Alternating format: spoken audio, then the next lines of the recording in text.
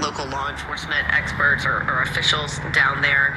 This is all part of his push to get a swing state like Arizona behind him. And also, if you think about local law officials, those are the people who would have to be instrumental to a mass deportation. Go like, comment, subscribe. I still didn't post for the last 2 days, so I'm gonna post something today. I just got off of work and yeah, that's pretty much it.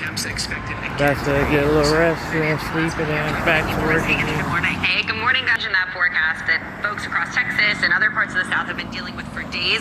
We've got more of these heat alerts today. These are likely going to last, but here's what we've got currently. 22 million people from New Mexico, stretching most of Texas, including just a bit of Oklahoma.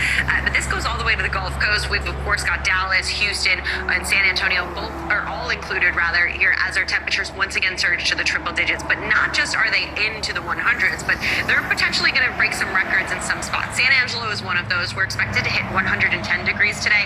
The current record for high temperatures for the 05. That likely won't be hard to beat. San Antonio, temperatures again surging above that record high, likely later today. Not quite in Dallas, but it's not comfortable by any means. 99 degrees. It's another day where the AC is needed. We're going to need to find a couple of cool spots, and unfortunately, that's the storyline over at least the next couple of days into this weekend. Notice the heat risk that we're talking about. So where you see that brighter purple, this means that there's an extreme risk. We've got a long duration event. There is a risk of this, of course, being fatal. So we're watching for this across parts of Texas and a couple of spots across the plains. But heat-related, let me try that again, health impacts are going to be possible across most of the plains as we get through the weekend. So this is today through Sunday, and temperatures will sit into the high 90s in most of these spots, if not 100 plus, as we get through Saturday and Sunday. You can see that's the case in Wichita, St. Louis. You'll be into the mid 90s by the time we wrap up the weekend, even Nashville into the low 90s. So that heat is going to spread.